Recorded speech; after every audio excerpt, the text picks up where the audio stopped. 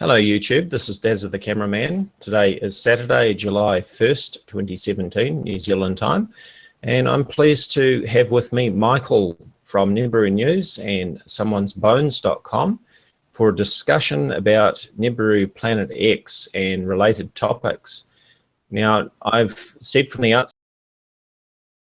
I tend to be polite and respectful to Michael, and I know that he will be the same for me.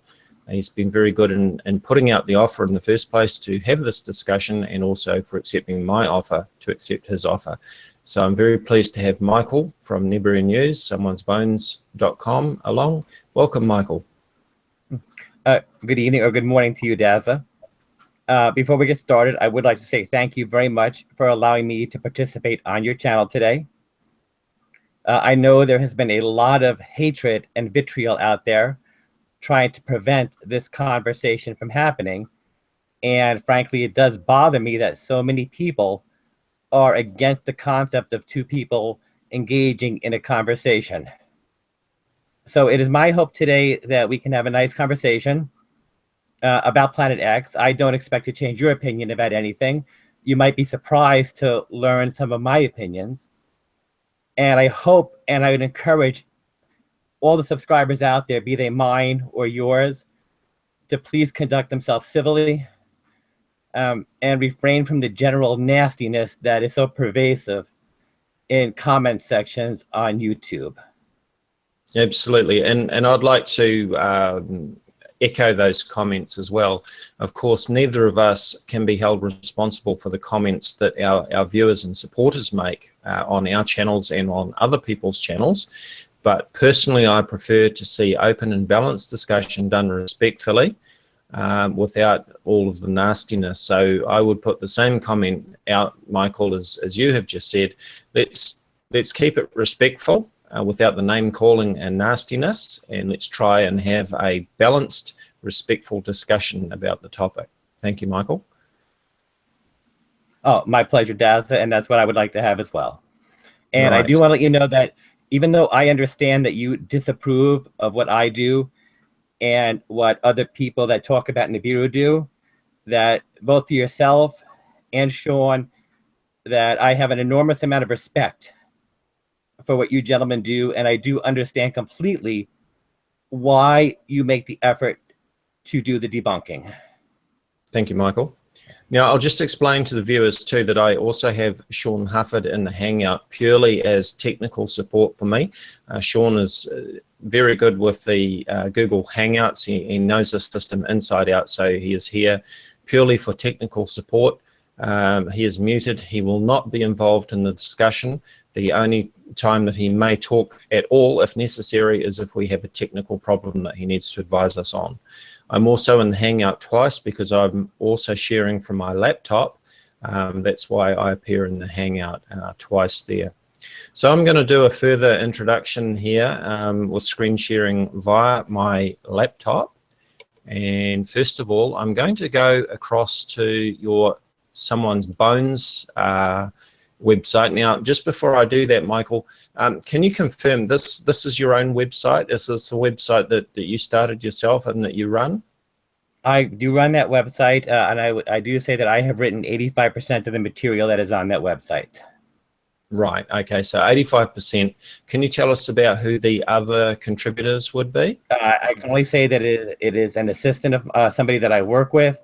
I'm not willing to give any other information about that individual other than that. Okay. Now, just to clarify, the majority of the content is mine.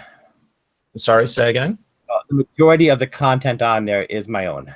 Okay.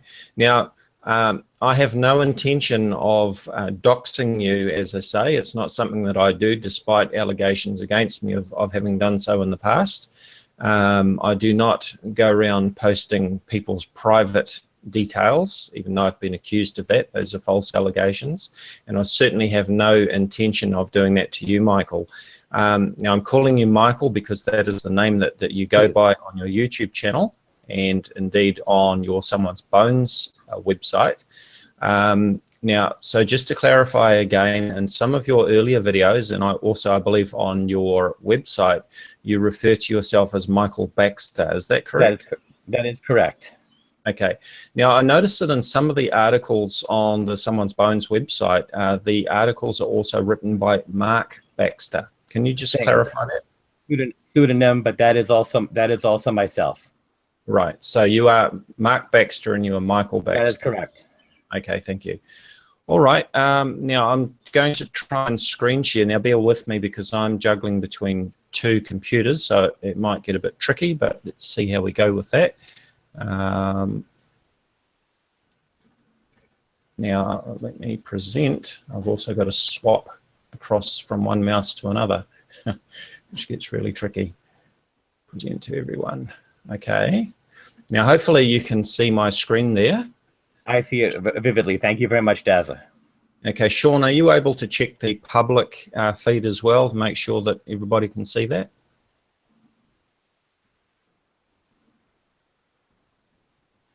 Or the chat? Let us know in the chat. It is live. Thank you. Okay, so this is the about page for someonesbones.com. And as we can see, you've given a fairly detailed description about the website there. Someone's Bones is a news organisation dedicated to publishing controversial stories and issues ignored by the mainstream media. Our goal is to awaken the public by printing information that most so-called newspapers and informational websites would not dare to print. It's important to understand that mainstream media outlets, CNN, MS, NBC, The Guardian, etc., print sanitized information that has been censored by their handlers, namely the government, the powers that be, or whatever other name is convenient. Unfortunately, 95% of people, conservatively, accept CNN's adulterated views as fact, and thus never embrace a larger view of the world for a true understanding of what's happening across the world we populate. We strive to deliver compelling, timely, and relevant news. Many regard our stories as conspiracy theories. Some even think our stories are funny. There is truth and humor. We sometimes inject levity into our stories. This is done to help protect ourselves and our sources from entities that don't want to see certain information made public. We publish a broad spectrum of articles. We cover American politics, foreign politics, science, and what some deem pseudoscience and conspiracy theory. We've been criticized for not disclosing our sources, and for this is good reason. We maintain a worldwide network of credible sources, many of whom risk their safety to bring to light stories not published on any other venue. Many are unpaid volunteers. We neither receive funding through government handlers, nor do we currently earn money through advertising. That I'll have to change, because that has been there for a long time, because obviously I do. Okay, right. That explains why I'm seeing the ad blocker pop up when I go to the website. So you can confirm that you're running advertising on the website? Absolutely. Okay. Someone's Bones is a labor of love, not profit. Therefore, we guarantee our sources the anonymity they deserve. We are asked often why we chose to title our publication Someone's Bones. I'll skip across that because although it's interesting, it's not too relevant to what I'm looking at. And let's scroll down, nearly finished there. Now about our content, this is fairly important. Let me see if I can bring that up.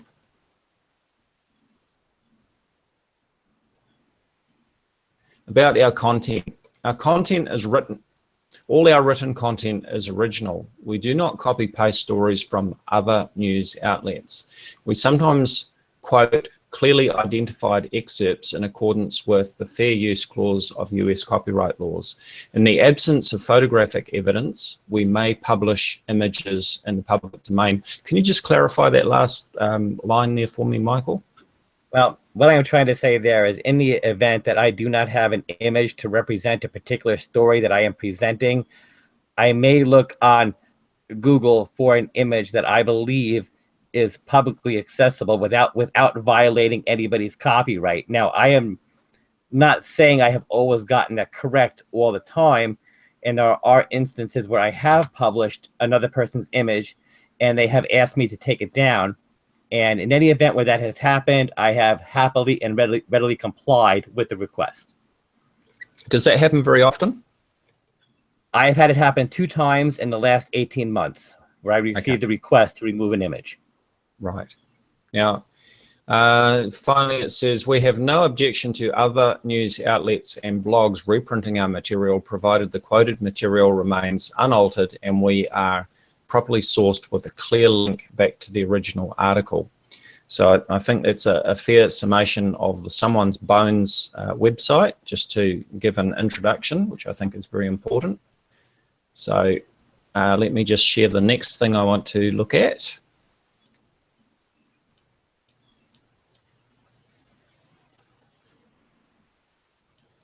Okay, do you have any other comments that you want to add on to that? Just while I'm bringing No, up. Daz, I'm fine at the moment. I'm just happy, hearing your explanation, and I think you're doing an excellent job of presenting yourself as you always do. Thank you. Okay, now I'm going to go to your YouTube channel next. Okay. And okay, Nibiru News YouTube channel. So hopefully you can all see that. Vividly. Right, so I'm going to go to the About tab on your channel because this explains what your channel is all about. And again, let me pull it up so hopefully it's easy to see. I'm going to zoom up, maybe not. Okay, I'll have to read that. This channel is dedicated to exploring myths and realities regarding the Planet X Nibiru conspiracy. After working in the mainstream media for a significant period of time, I abandoned it in search of a greater truth and began covering alternative news with an emphasis on Nibiru coverage. Instead of solely covering the scientific aspects, I embrace a larger picture, reporting and writing about political intrigue and how Nibiru has influenced politics across the globe. Because I approach the topic with unique insight to which most Nibiru interested parties are unfamiliar, I often receive biting criticism since I focus on reporting rather than merely displaying images that are supposed to depict Nibiru. I see my computer's catching up now. If you approach my work with intelligence, an open mind, curiosity, and a sense of humor, you might find information that challenges your perceptions in a positive way. To stay under the radar, I have always openly admitted that I lace my stories with humor, wit, and absurdities. Would you like to comment further on that last point there, Michael? Well, the way that I see it right now, Daza, is there are a lot of people out there that talk about Nibiru, and you know who all the players are just as well as I do. And they take it very seriously to a level that disturbs me. When I started writing about this, I wanted to, while still presenting it as something that might be real, I wanted to inject some levity into the topic to try and de-escalate the level of hysteria that surrounds the Nibiru phenomena. And so for that reason, I do often inject patently unscientific terms into some of the stories just to bring a little bit of humor out, like talking about, for example, a dark side of the sun, and things like that. Because I believe that we have to, anybody who is looking at Nibiru has to take a step back and not panic about it. And there's so much panic out there on the internet right now. Right. So, and just that final point where you talk about absurdities, can you explain exactly what you mean by that, please? When I say absurdities, I am talking about adding information in that would try and make somebody laugh while they're reading the information, like making a term about something, the dark side of the sun, for example, which everybody knows there is no dark side of the sun. Okay. So when I put that into a story or an article, I hope that the person reading it will be able to get a chuckle, even if they come away with believing that Nibiru is real. I want people to come away with a little bit more of a lighthearted attitude than they would looking at the other broadcasters out there. Okay. So would it be fair to say that someone'sbones.com is somewhat of a satire news website? I would not coin it as satire. When you talk about satire, you're talking about a news site like The Onion. I have confidence in a lot of the material that I do receive. Yes, I openly admit that a lot of my stories do have sensationalist headlines and some too much sensationalist headlines. But that is something that is pervasive among all the broadcasters out there that talk about this. I would say that there is truth in satire, there is humor in satire. Now, when it comes to Nibiru, personally, I consider myself a skeptical believer. I see it as a scale, with one side tipping back and forth over time, depending on the available evidence or lack thereof that I have come across. There are times that I have absolutely, wholeheartedly believed that Nibiru is a reality, that it is a dark star with 7 orbiting planets and a 3,600-year cycle through our solar system. Then there are other times when I receive different information where I take a step back and I think about it and I say, okay, maybe this is not true. Maybe there's more to it than this. I do believe that the government perpetuates hiding information from the public, and they have engaged in so many conspiracies that if Nibiru is real, that I have no doubt that they would conceal that from the public as well. Right. Okay. Now, I have to agree with you to some extent that I have no doubt that there are many things that the government does indeed hide from us. And that would be for reasons of national security, even commercial reasons that could affect their economy. There are a number of reasons, scientific research that they don't want to fall into the hands of their overseas competitors and so forth. For something like Nibiru Planet X, you're talking about, well, let me put it this way. You imagine trying to hide Jupiter from the world. It would be impossible. It would be impossible. Right. And I'll get into that a little bit further on as to the reasons why. But I certainly wanted to clarify the meaning of what you meant when you said I've always openly admitted that I lace my stories with humor, wit, and absurdities. So thank you for clarifying that to some extent. And on that, I'm going to go to the next part and actually look at the titles of some of your videos on the YouTube channel. So I'm just going to go back to my screen share. Yes, sir. Let's take a look at your videos. Just let me know, Sean. I trust that you're keeping an eye on the public feed as well, just to make sure that the screen share is working fine for me. Thank you.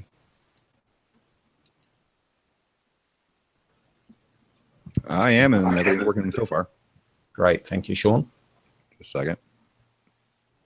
Just Yeah, it's working. Just waiting for my laptop to catch up. Okay, so here are all of your videos in order from the newest to the oldest. And let's load them up there. Let's load them all up. Now, these videos go back to last year, as I recall. They go back to February, which was when I started publishing information to YouTube. Right. Except for the two at the end there that I did prior. Right. Okay. So how long has your YouTube channel itself been running for? I created the channel initially in 2014. However, I did not start uploading until a good time after that because I was concentrating on doing written work for the website, and only later did I start actually producing videos. Right. Okay. Now, I think it was one of these first or second, I think it was this one here, someonesbones.com, Nibiru Planet X podcast, July 27, 2016, where I heard you introduce yourself as Michael Baxter on there, and you've also clarified that for us. Now, this one here, this seems to be fairly typical of the headlines that we see on your videos on your Nibiru News YouTube channel, which of course does feed back to your someonesbones.com website. Correct. with the articles with more detail. Trump admits Nibiru is real, signs executive orders. Can you comment on that story for me, please, Michael? Yes, I can. I got it wrong. That story did have a sensationalist headline. Unfortunately, everything in that story did not pan out the way I had initially interpreted it. And some of the information that I received from other people did not pan out as well. So a lot of the information in there, in fact, that story, I can say, unfortunately, in my case, ended up not being factual because there was no supporting information afterwards confirming the descriptions that I wrote in that story. Right. Okay. Now, did you create this video from start to finish, or not? Yes, I did. Okay.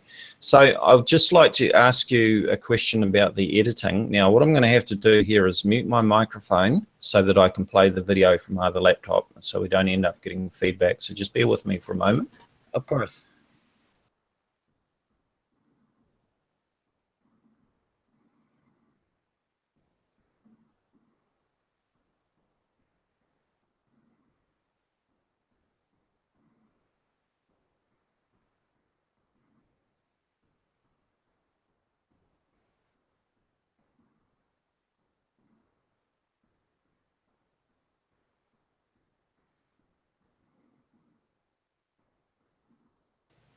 So here's the video. I'm just going to play that now.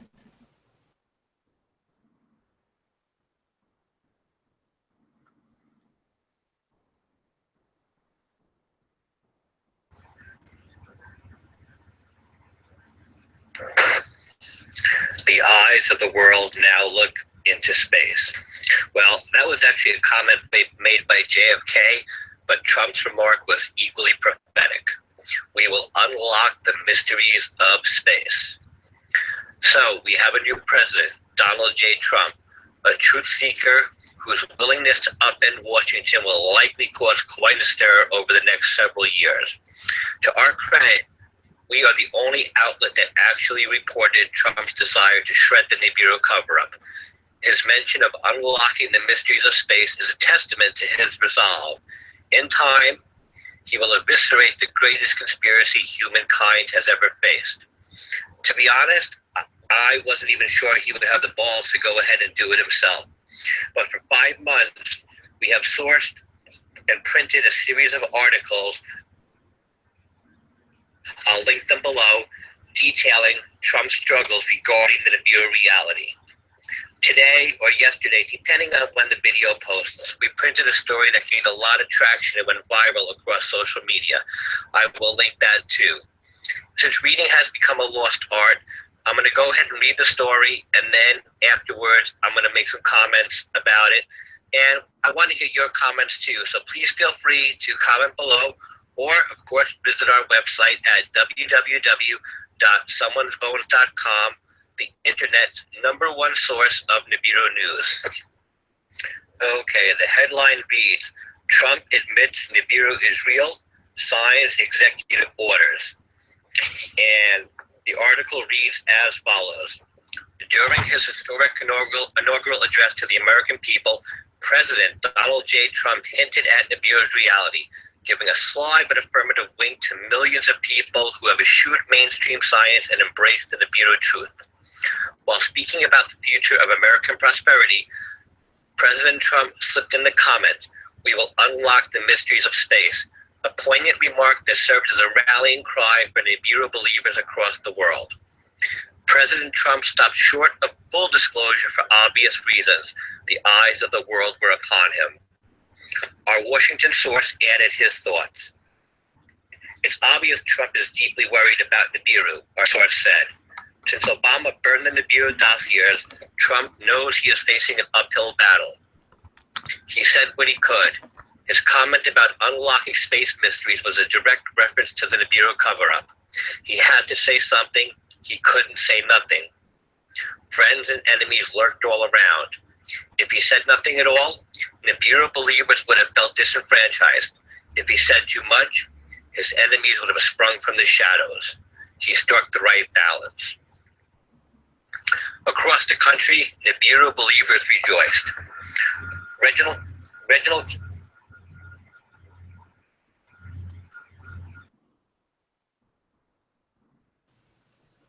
Now, unfortunately, the video's dropped out there. I'll try refreshing the page on that one. There was no video after the first couple of minutes on that video. It's mostly an audio recording. There was only video during the first minute or two of that. Okay, maybe the bit that I'm looking for is actually at the start. Let me just check that. Talk is over. Now arrives the hour of action. Okay, I think it's right at the start. So just let me play that bit again because it's quite an important soundbite. Just give me a moment.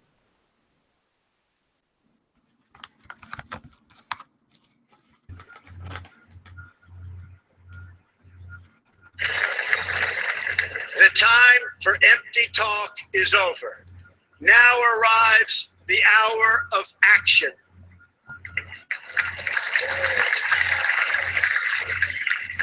Do not allow anyone to tell you that it cannot be done.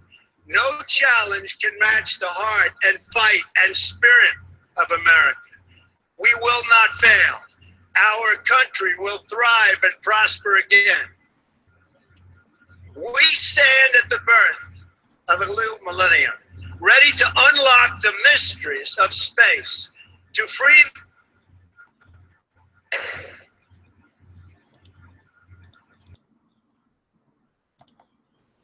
Right, now Michael, I'd like to know why, since you edited this video from beginning to end, why did you stop Trump's speech right there?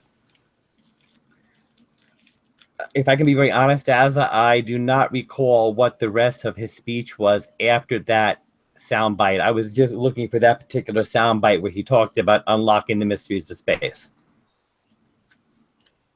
Right, so based on what you were saying earlier about that particular story, what are your thoughts on that now? My thoughts are that I misjudged and I got this very, very wrong.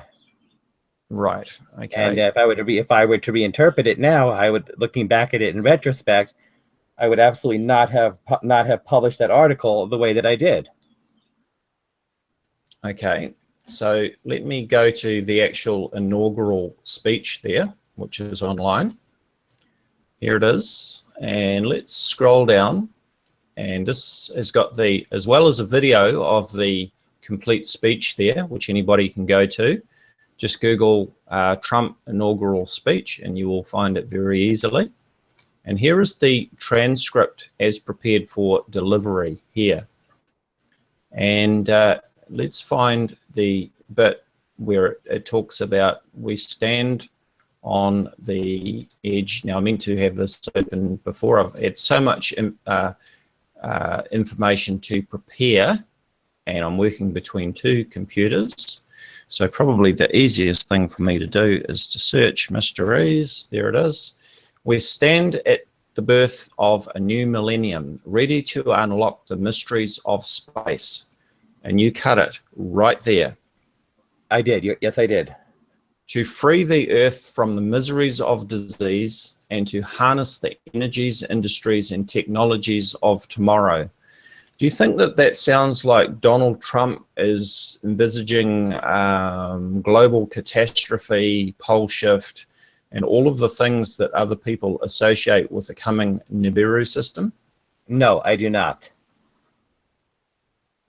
So why would you actually stop in midstream right at that point? Well, the truth of the matter is I remember hearing the inaugural address on television.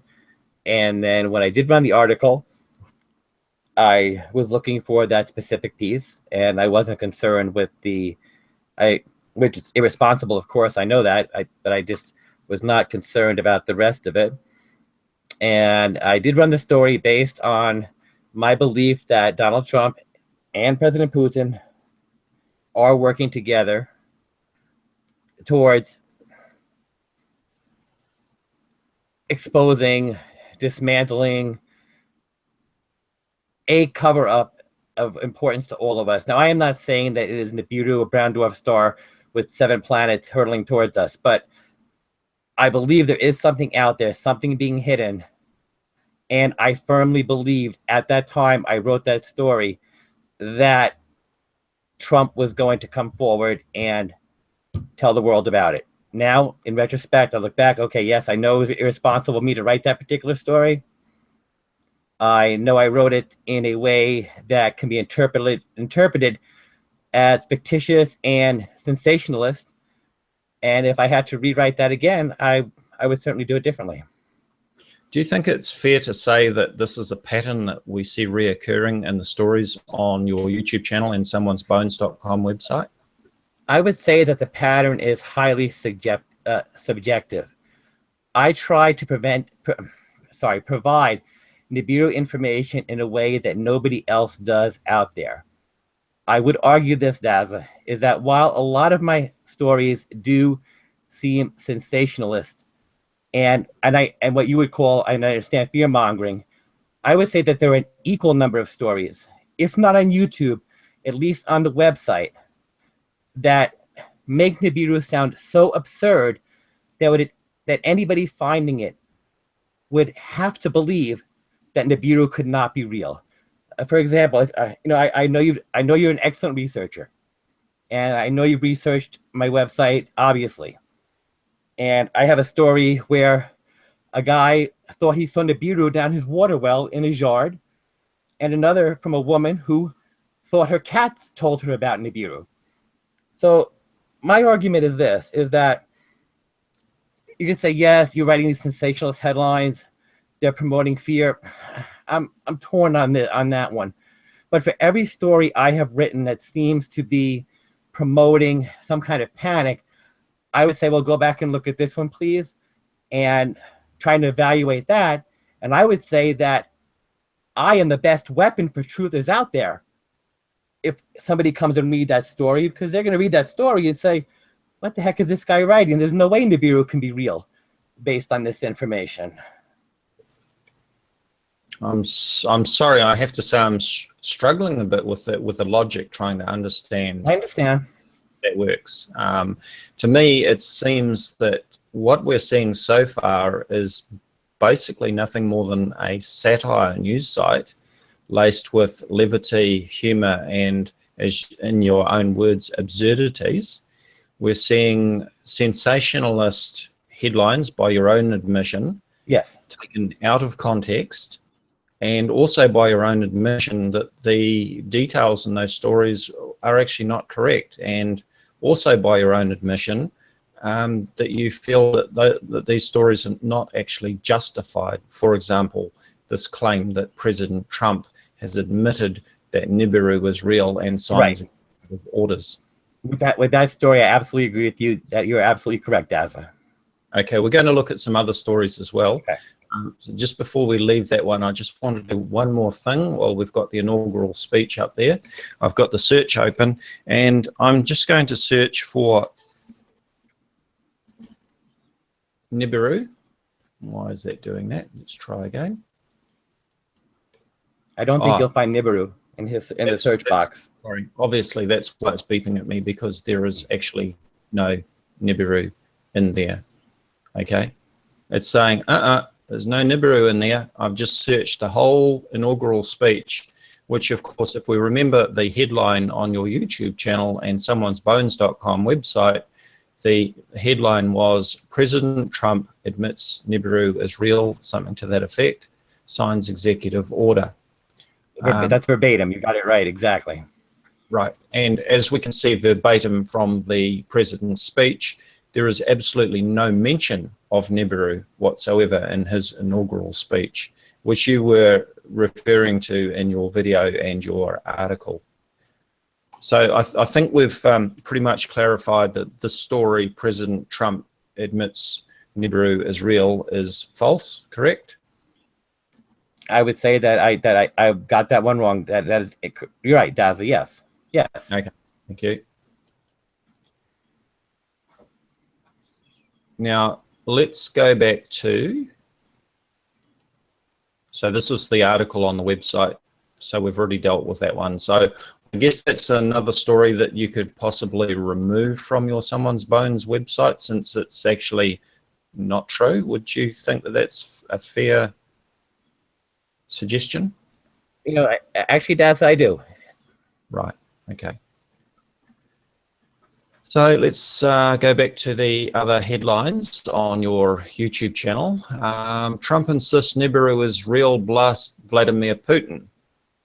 Well, do you think that, given what we've just discussed about the first story, do you think that this story is also justified?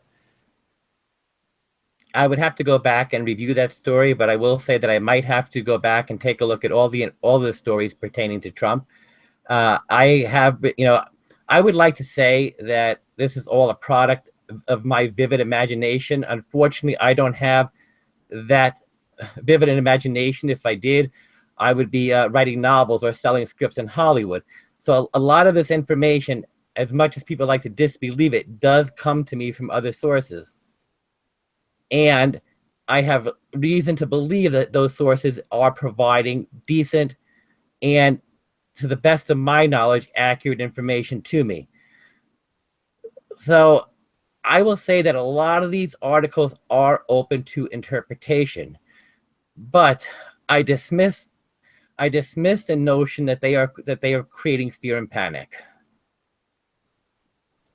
Don't you think that the whole narrative about Nibiru Planet X heading this way, a whole solar system of planets heading this way, causing pole shift, earthquakes, catastrophes, and so on, is not potentially causing panic? Yes, I do. I do believe it does, and you have stated it yourself emphatically many times that it does create anxiety in people.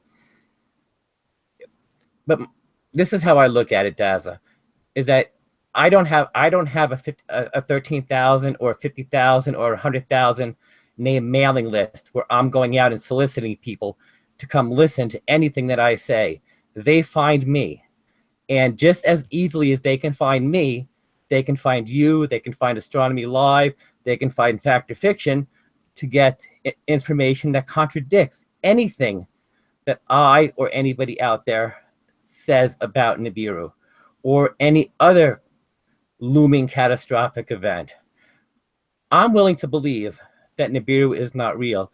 And I will tell you, if I saw incontrovertible proof that Nibiru does not exist, I would happily take down everything I've ever done and move over and say, I was wrong. I got everything wrong. Everything I ever heard was wrong.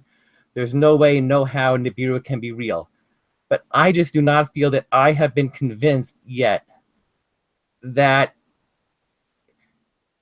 it's not, that the possibility isn't there. Because even if there's a 0.1% chance that it is real, then I think that is a concern. And you can say, well, 99.999 repeating that it's not is pretty, weighted in the favor of it not existing. And I would agree with that. But, I think that if you look at me and you look at what the other guys out there are doing, and I don't name drop anybody, but I am not militant about the way that I present the information. Yes, there is satire in my information. I find it more effective to communicate information when there is some levity and satire in it. But I do not believe that I am out there creating a heightened state of anxiety among the population. And you and I both know that when a person has subs, like I have 13,000, not a huge number, but we all know that this is split into camps. 30% might be believers, 30% might be there just for the entertainment, and 30% are there the disbelievers.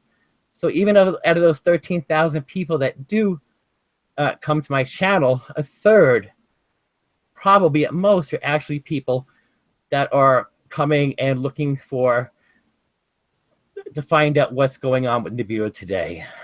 Right. So if maybe out of a third of those 13,600 subscribers that you have on your channel, and a third of the 2,116,000 views that you've had over all of your videos, if out of a third of all of those people, one person committed suicide because of their fear and anxiety over an incoming planetary system that was supposed to cause pole shift and catastrophe, how would that sit with you, Michael? It would not sit good with me at all. And I do, look, I am not impervious to your argument. I do understand it. And I am aware of the story that you often cite regarding the 16-year-old girl who committed suicide because of she felt the Mayan apocalyptic event was at hand. And I believe that story. I saw the article. I don't dismiss it like others do. I know that happened. And I think that is tragic. But I mentioned this on during your live hangout with Queen of Hooks that you had last week. And my argument is that neither you nor I have any background into that person's medical history or what underlying conditions an individual has prior to being exposed to knowledge of a real or imaginary apocalyptic event. So I agree with you. Yes, it can serve as a catalyst, but I have not seen enough evidence out there to prove to me that there are people jumping out of windows because they think Nibiru is coming. If I were to see evidence, concrete evidence, like, I would totally reevaluate the way that I put out information. Right. Well, maybe that's something that we can follow up on, because I have been meaning to do a hangout for quite some time involving people who are affected by the Nibiru and other fear-mongering stories, such as about pole shift and so on. I regularly get messages from people who are very anxious and also potentially suicidal. Through my Facebook pages, through my YouTube channel, through private emails, I get messages regularly, and I've actually had to talk some people down from committing suicide. Not only I, but other people who are out there debunking this whole Nibiru hoax and other fear-mongering hoaxes. And it is very real, unfortunately. So that is potentially something that I'm looking at doing a hangout about. But you raised the point that, you know, we don't know the person's history, what may be sort of behind the scenes in their life, their mental health, all that sort of thing prior to. So in a sense, I guess that what I'm hearing you say is that you can't be responsible for that because you don't know their history. Is that what you're saying? I think that's going a little too far and putting some additional words in my mouth.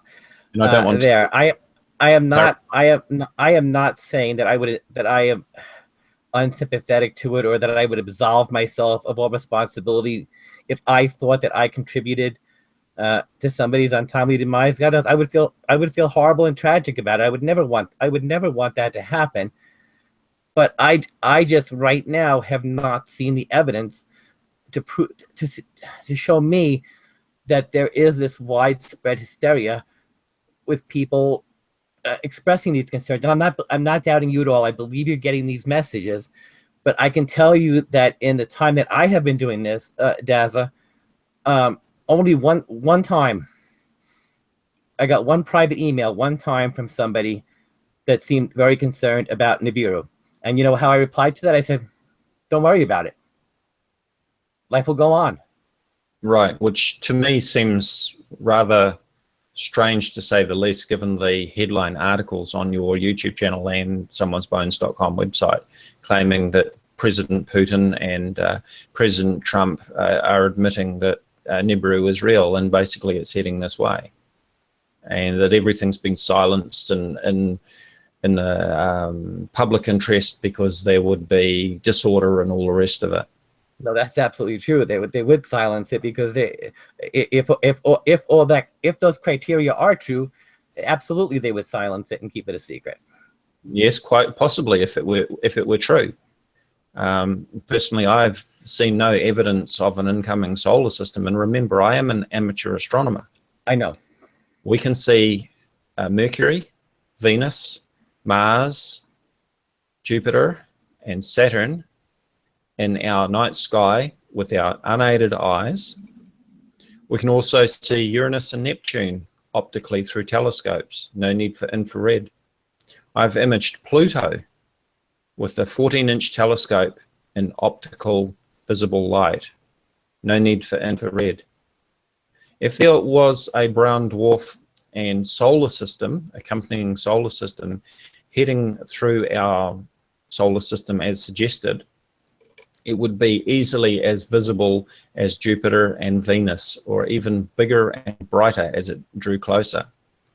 Now, people are hung up on this idea about brown dwarfs are invisible because they can only be imaged in infrared. I've covered this many times and I'll say it again. That is only true for one very good reason, and that is because the closest brown dwarfs to our sun are so very far away 6 light years that or they have so. to be imaged in infrared, because they're so far away that they can't reflect enough visible sunlight to be detected by normal optical means.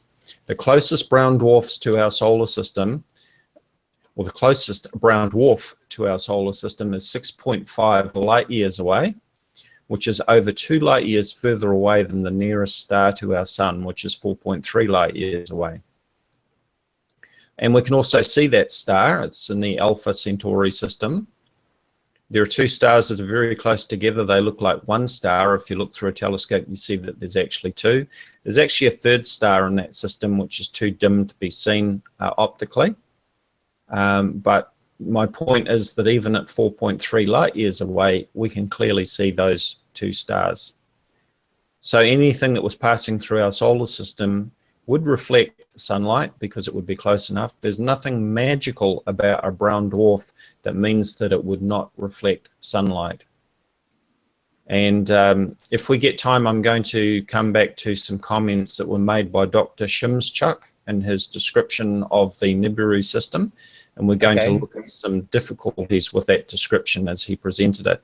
But just finally, before we move on to that, I would like to suggest, I don't know if you're on Facebook, Michael. I mean, even if you set up a pseudonym account with a fake name so that you can just blend in without people knowing who you are, I would encourage you to come along and join my Facebook page, Voices of Reason to Explain X.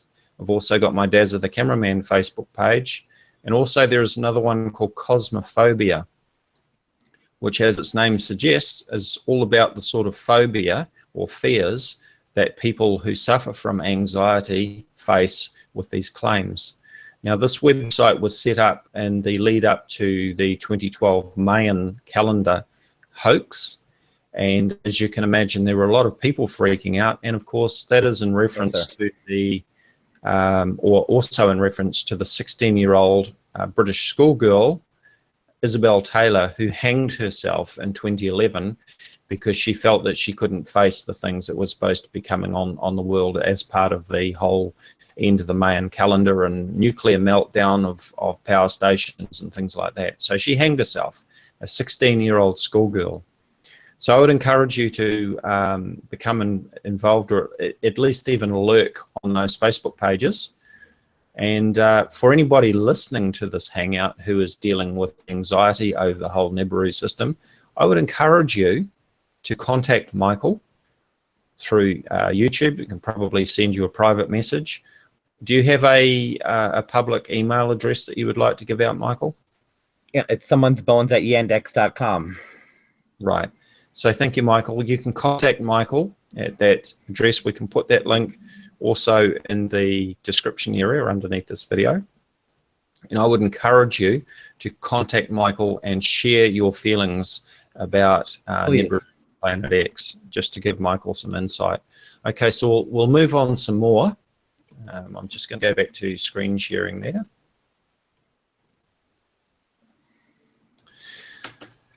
So I was looking at the views on your page there. You mentioned that you've got 13,600 subscribers. You've had over 2 million views since you set up your YouTube channel on September 18, 2014. Now your Nibiru videos have been uploaded, am I correct in saying just in the last year? Since the videos here have been uploaded since February, Daza. Right, okay. Would it be fair to say that most of these 2 million views would have been since February? It would be fair to say that all of those 2 million views have been since February, Daza. Right. Now, to give some comparison, I started my YouTube channel in 2011, as I recall. I have less than half the number of subscribers that you do. I have approaching 6,700 subscribers, and I'm only approaching 2 million views now. Now, my YouTube channel has been up for several years, and we're talking about these 2 million views that you've received in the last year. And I think that that is a good insight on the type of views that sensationalist videos, such as Nibiru videos, get. And this is a problem always for debunkers, because our debunking videos, which show that these claims are nonsense, will only ever get a tiny fraction of the views of the videos that we're debunking. There's an old saying that a lie gets halfway around the world before the truth has a chance to put its pants on. And this is so very true. And I think that, Michael, that hopefully this is a bit of an insight to you as to the effect that your videos have on people. This is the sort of thing that does get views. And I think, to be fair, you know very well that with the titles of your videos and headlines on your website, that the more sensationalist the claims made in your title, the more views that you will get.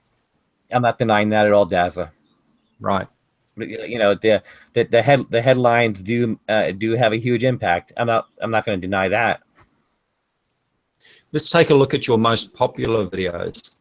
So your most viewed video with 409,000 views, Vatican warns Trump, do not talk about Nibiru. Do you still stand by that headline, given what we discussed earlier about President Trump? I'll have to look at it again, but I can tell you that information is not, even though people want to say that this is all in your head, Mike, but that I did receive this information from a source, and I will have to speak with that source, the individuals who shared information with me, but I will be happy to relook at it and reevaluate it. Right, so can you explain to me what sort of cross-checking that you do to verify the information that's been shared with you? Because it does seem to me that a lot of these videos that we're looking at, from, you know, one of your first videos to one of your most viewed videos, we seem to be getting the same answer from you, that you're going to have to go back and relook at those videos. When it comes to Nibiru, it's very difficult to get corroborating information from more than one independent source, and extremely rare that you will have two people agreeing on anything about Nibiru. When I get the information, I look at the individual. I look to see if they have some sort of expertise in their field of study, and try and evaluate why they are wanting to communicate information to me. If I believe that they have good intentions and that they do have some credentials in their field of study, then I am going to go ahead and print the story without without additional corroboration. Yes, it would be beautiful to have multiple sources all coalescing and giving the same information to me or anybody else that talks about the topic, but when it comes to Nibiru, that is simply an impossibility. Right. Now, I just want to ask you, you mentioned about the credentials, looking at the credentials of the individual, you feel that if their credentials are suitable, that you will go with the story. So how do you go about actually verifying that their credentials are genuine? Well, I can tell you that in the case of Dr. Shimshuk, for example, I know who he is. I have seen his credentials, regardless of anybody wants to believe. People can accuse me of changing his name to hide his identity. I will not deny that, nor will I confirm it, because the way I put his name, people complain because they can't locate him. And then if I say I'm using an anagram or a pseudonym, then they just beg for his real name after that. So I don't put out that information. But I can tell you that, for example, I have seen his credentials. I know that he studied where he said he studied. I know that he worked where he said he worked. Which is where? NASA. And I am not going, I'd have to go back and look at all the information. But I am not going to reveal, I think you use the term dox drop, on him. And people say, well, that's just you, Mike. You're just disguising your voice. Obviously, that's not me disguising my voice. I have a very distinct, lispy New York accent and not an Eastern European accent. Then they say, well, you hired an actor. Well, you had a friend to do it. Well, I can only defend so much. But I will say this, is that if he is not real, if everybody is being played by him, then I'm being played too. Right. I have to say that in one of your interviews with him, you called him at one point Ron. Right. Now, can you tell me what sort of response that you got from him when you called him Ron? He was upset. And what did he say to you? He told me to call him Shimshuk. So he was quite insistent there that his name was actually Dr. Shimshuk. Is that a fair comment? That would be a fair comment. Right.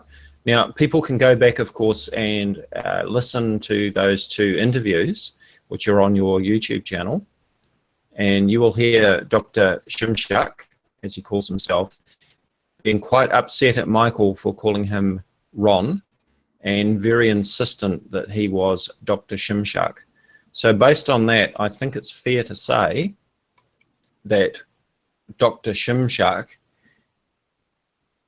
is supposedly going by a genuine name, that Shimshuk is in fact his name. And as you alluded to there, Michael, the problem is that if anyone Googles for the name Shimshuk, the only return that will come back in a search my website in relation to whole Nibiru hoax, and in particular to someone's bones.com. Do you think that's a fair comment? Yes, I agree with you that if anybody goes online and they do Google Dr. Shimshuk, they will either pick up my originating stories or websites that have mirrored my stories. Yes. So it all goes back to your stories that it originated from, which seems to be the common denominator here. Now, I'm going to come back to Dr. Shimshuk soon, and now I don't expect you to answer this if you don't want to, but I have been openly critical of YouTube channels that monetize their videos and call for donations and so forth. Now, I have no problem with anybody being paid for, earning money for honest work, but I do have a problem with hoax channels, liars, fearmongers, and so on, monetizing their videos to make a dishonest income. That's where I make a distinction. Some people have criticized me because about 2 years ago, I went ahead and monetized my videos, and I also do have a PayPal link. And even just in the last couple of days, somebody criticized me for that, and I responded to them and I explained to them, why I went ahead. As you know, Michael, it takes a lot of time to make videos and do research and so on. And I certainly believe for myself that if I'm going to spend this time, then I certainly shouldn't have a problem receiving income at the very least from monetizing my videos. Now, having said all of that, that's not a plug for my channel or anything. What I'm saying is that a little February this year, I think it was, after I was getting some criticism, I put all the information out there in a video called How Much Does Dazza the Cameraman Get Paid?, where I detailed my earnings on my videos from YouTube. Now, I think it's fair to say, and this is the point that I was coming up to, is that your YouTube channel and your someone'sbones.com would be earning you a tiny little income. Is that a fair comment, Michael? Well, I expected you to ask me this question, Dazza, today. And if you have, I would like to do some screen sharing with you so that I can very honestly show you exactly what I make through doing Absolutely. this. Yep, feel free to Okay. do that, Michael. Okay, you'll have to forgive me.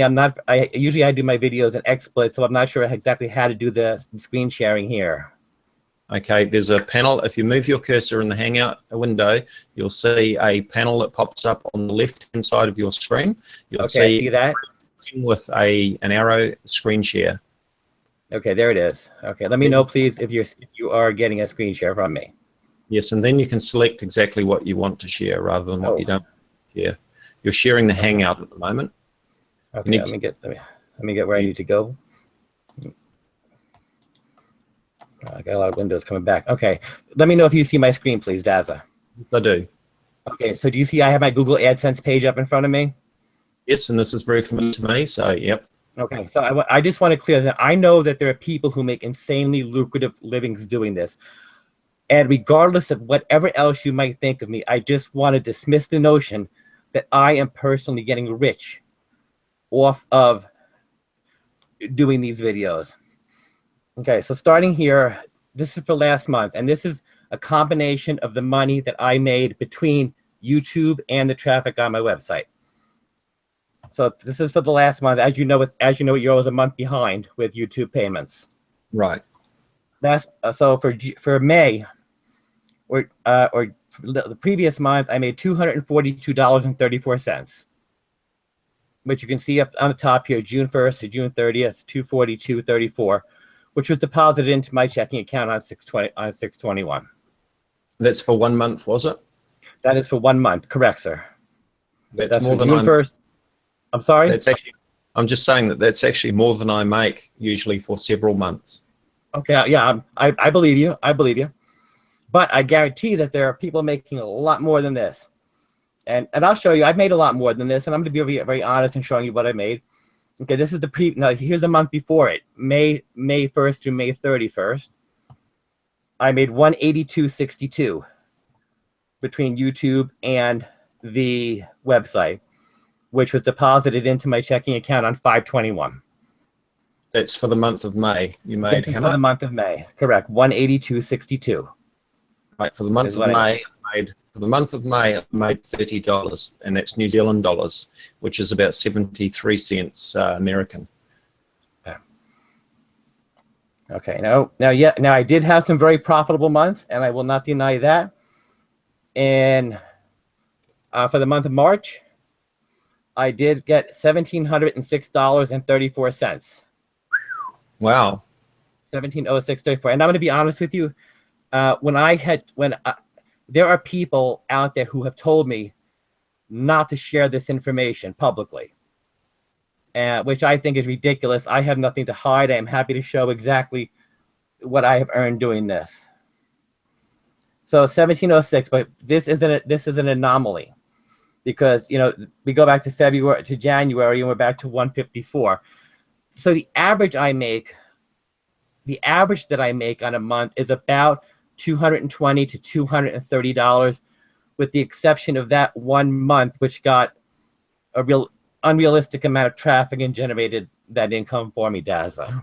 Right. So let me just comment on that, Michael, because we were looking at your most viewed videos there, and the most viewed videos, of course, Vatican warns Trump, do not talk about Nibiru.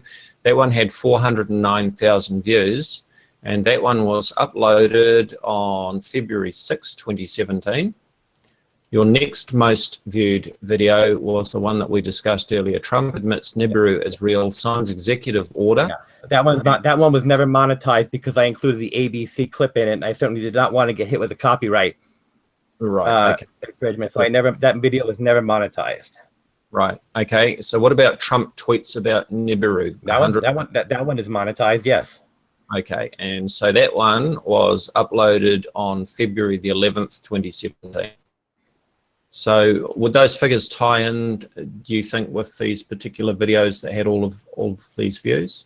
I would think it's very likely that those videos with the high view counts absolutely contributed to the amount of the month where I made the most amount of money. Yes. Right, absolutely. Now, I have to say, I really don't like talking about the amounts of money that people can make on YouTube, because I also see that there's a danger for the unscrupulous people, like others I've debunked in the past, to, well, basically it puts out a message out there that if you've really got no conscience, here is a good way that you can make some easy money, right?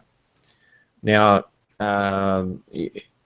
I mentioned that I uploaded the video in February. It's still on my channel, which details how much Dazza the cameraman gets paid. And just for the sake of transparency, so in April, my YouTube channel made $20 New Zealand. In May, my channel made $30 New Zealand. And of course, I haven't got the figures yet for June, but I imagine it will be a little better month than it was because I have been uploading more videos than normal.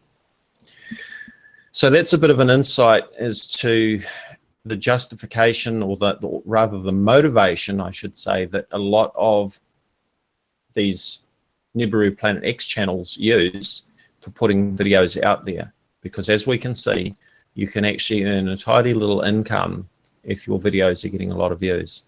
You can, but it's also important to remember, and I'm sure you're aware of it as well, is that 3 months ago, YouTube suffered a huge advertiser bailout, and the revenues have steeply declined by 80 to 90%. Right. So there's really no way. Yes, you can make a little bit of money on the side. Like I said, the 100 to 220, 230, which is what I'm making now. I know there's no way with the advertising bailout, I'm going to go make $1,500 a month again, unless I have a video that gets 1 million page views. So yes, it is a little bit of money. It is certainly not enough to make a living off of, at least based on what I am getting right now. I can't speak for other broadcasters out there. I can't speak to their motives or their methods. I know there are a lot bigger players out there with a lot larger audience than I have that might be doing very well, but I am not earning a living from what I am pulling in from YouTube. Right, that's fair comment, but I think it's also fair comment to say that it's certainly a tidy amount of play money, isn't it? It's extra money, absolutely, Daz. Right, okay.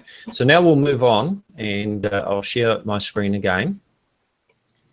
Russian Nibiru astronomer fears for his life. Do you have any comment on this story before we go on, Michael? I believe that is a story about Dr. Zakharovich. Is that correct? Yes, it is indeed.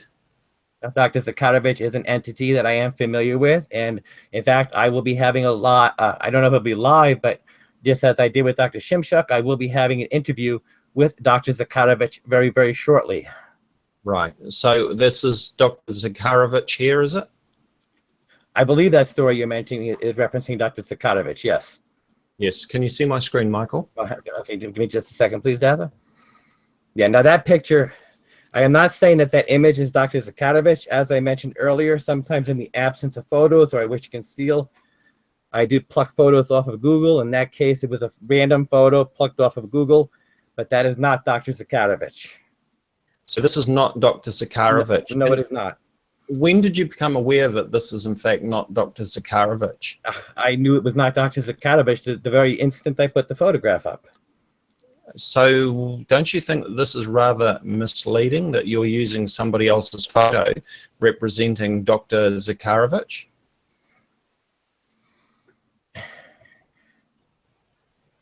Is it misleading?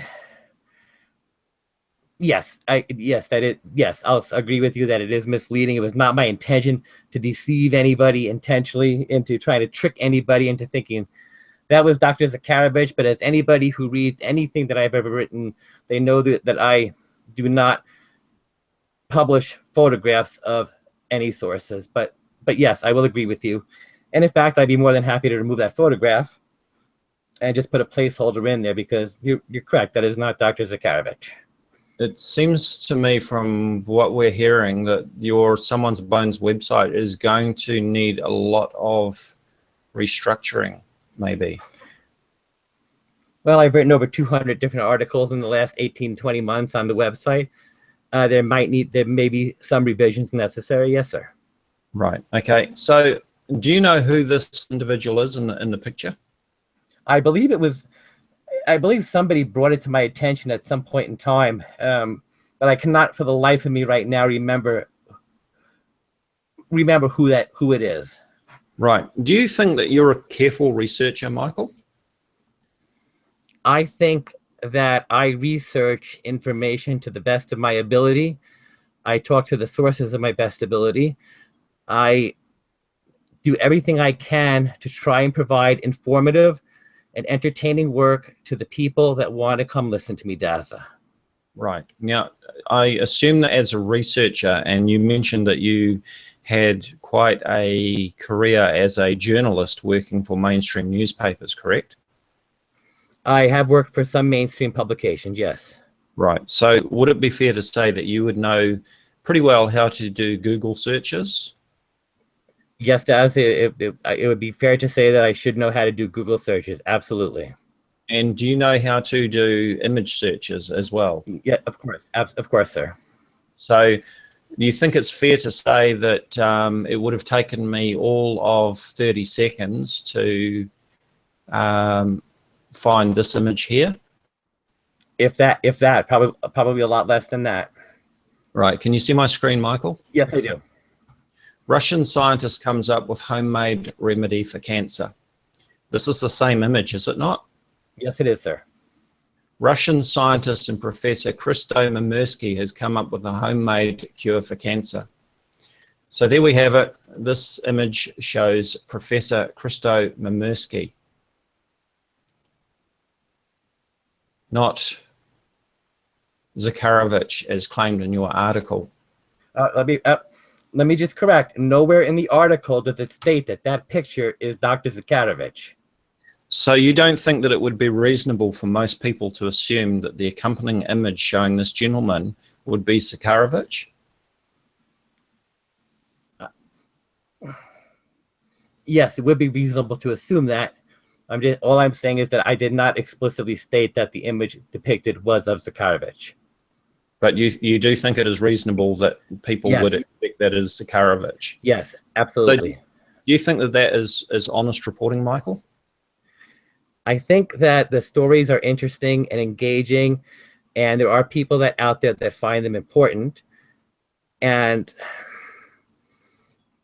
I think everybody, including myself, makes mistakes, and we have to look back and try and evaluate those mistakes and try and work better at presenting information in the future. I know that I am not perfect. I know I make mistakes. I try to do the best I can. I try to get information out in a unique way that people can read it and not only be informed, but they find it entertaining. And but you're talking about the mistakes. Yes, I should not have used that photograph, and that was incorrect of me to use that photograph to represent Dr. Zakharovich, because that is obviously not Dr. Zakharovich. Right. Thank you, Michael. Okay.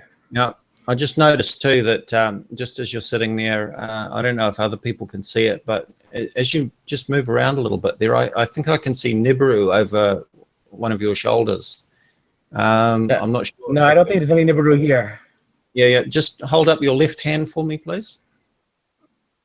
Okay, so that's your left. I can just see on your left shoulder, I don't know if other people can see it, but I can see a big sphere that is sitting over your shoulder, and it just made me chuckle because I was thinking in terms of lens flares. Can you see that, Michael? No, I do not see it. Okay, I can see, nobody will be able to see my cursor, but if other people can see it, maybe they can mention in the chat there, but there's quite a large sphere, almost as big as what your head would be, that's sitting on your left shoulder, and it just amused me a bit because talking about Nibiru and lens flares and so on. Okay, and on that, I guess we'll move on because we've talked a lot about the reporting, and I'm sure that a lot of people would like to hear the specifics about Nibiru and the reasons for and against. So we'll try and get onto that as well. So I went through the interviews that you did with Dr. Shimshak and looked at some of his claims, and I'm just going to look at some of that. Okay.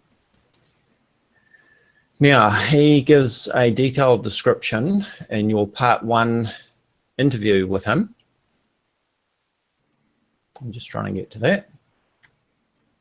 Part 1. So this is from 20 minutes, 30 seconds into your interview with an astrophysicist, part 1. Now, just on Dr. Shimshak, you touched on his credentials and that you'd seen his NASA credentials and so on.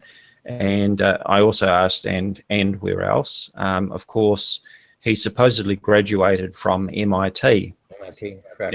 Now, I should just add it at this point as well that Derek Tube from The Way of the Pastor did a very good video, a couple of videos.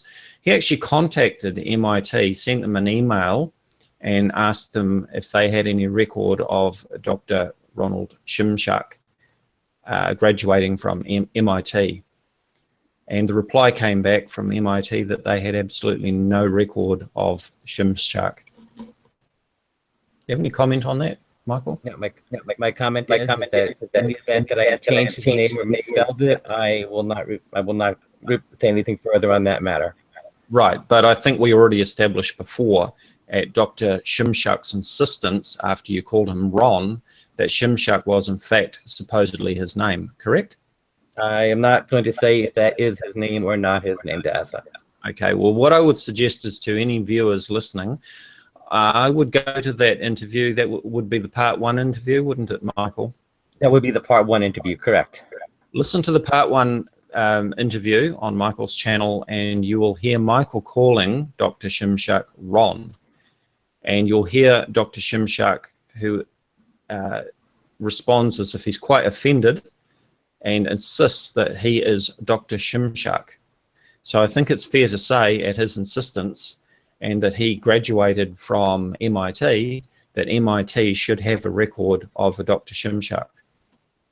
Is that a fair comment, Michael? It's a fair comment, yes. Okay. So I in can the interrupt for a moment. Yeah. Daz, you're giving a lot of feedback for some reason. Okay, you getting feedback, Michael? No, sir, I am not. Okay. Can you check in the chat if anyone's getting feedback that's causing a problem? Could you let us know in the chat, please? And let me It's know. just whenever I'm talking, I'm picking up echo back through you. Okay. At 20 minutes, 30 seconds in the interview with Astrophysicist Part 1, you asked the question of Dr. Shimshak, could you shed light on exactly what planet Nibiru is? And Shimshak replies, and let me actually see if I can play the audio for that. Please let me know if the audio is acceptable as I play this. Thank you, Dr. Shim. Thank you. Hang on, I need to go right back. There may be some people listening, Dr. Shimshak, who don't know what Nibiru is, or they might be confused. Could you shed light on exactly what planet Nibiru is? Is that audio coming through okay? Loud and clear on my end, Daza.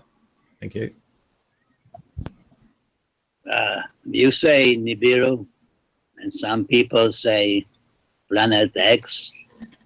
But this problem is more than a planet. We are talking about the solar system. At its center is a brown dwarf star, size approximately 13 Jupiter masses, or 2.5 to 10 to the 28 kilos, give or take. This brown dwarf has 7 orbiting planets, some as small as our moon, others larger than Earth. It's approximately 160 million miles in diameter and is in a 3,600-year elongated elliptical orbit relative to our southern hemisphere. Now, the sixth outermost orbital we call Nibiru is the largest planet and the object that will be nearest to Earth, about 0.3 astronomical units. Surrounding the brown dwarf, which emits almost no visible light, the dense cloud of red iron oxide dust that most optics can't penetrate. That's why NASA used infrared to image the system. NASA believes this object will cross between Earth and Sun, and that's the worst possible scenario. Thank you, Dr. Shimshuk. Okay, so we've just heard the audio clip from your part 1 interview with Dr. Shimshuk.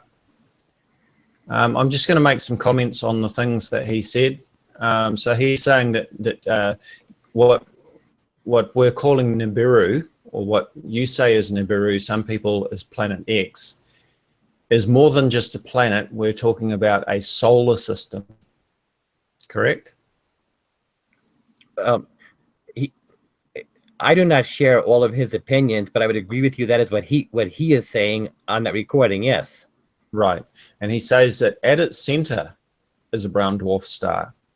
So just to clarify the description of Nibiru Planet X, he is referring to that as being the whole system, but the whole system has at its center a brown dwarf star. That would certainly seem to be his opinion based on everything he said about it. Absolutely. He says that this brown dwarf star has a size of approximately 13 Jupiter masses. Now that's the mass, we're talking about mass, not the diameter. So 13 times the mass of Jupiter. Now, as I recall, Jupiter has a mass of 316 times that of the Earth.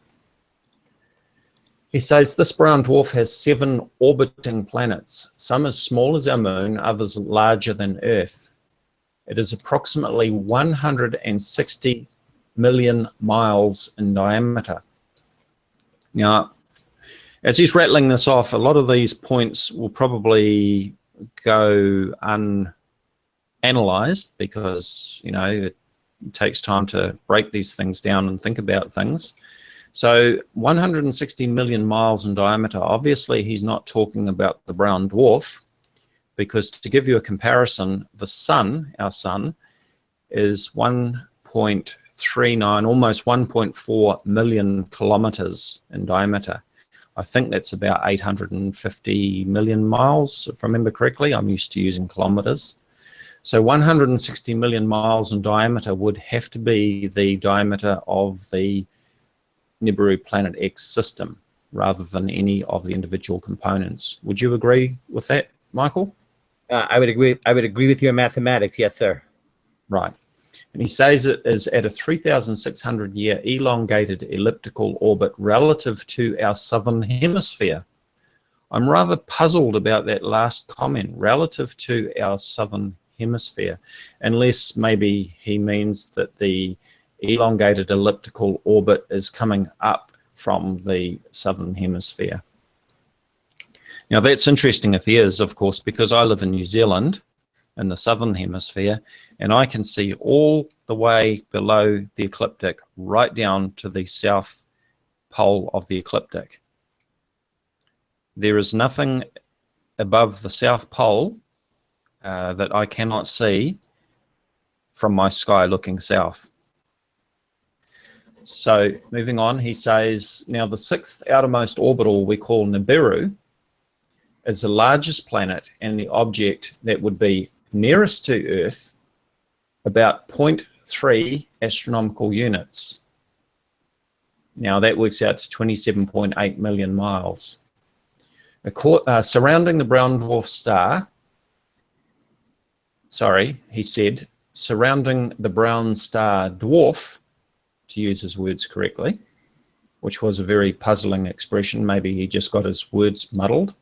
Surrounding the brown star dwarf, which emits almost no visible light, the dense cloud of red iron oxide dust that most optics can't penetrate. So let's break that down again. He's talking about the 6th outermost orbital that we call Nibiru as the largest and the object that would be nearest to the Earth at about 0.3 astronomical units, or 27.8 million miles. Now, I want to make some comments on that just to put things in perspective. And what I'm going to do here is I'm going to share Starry Night over to share screen.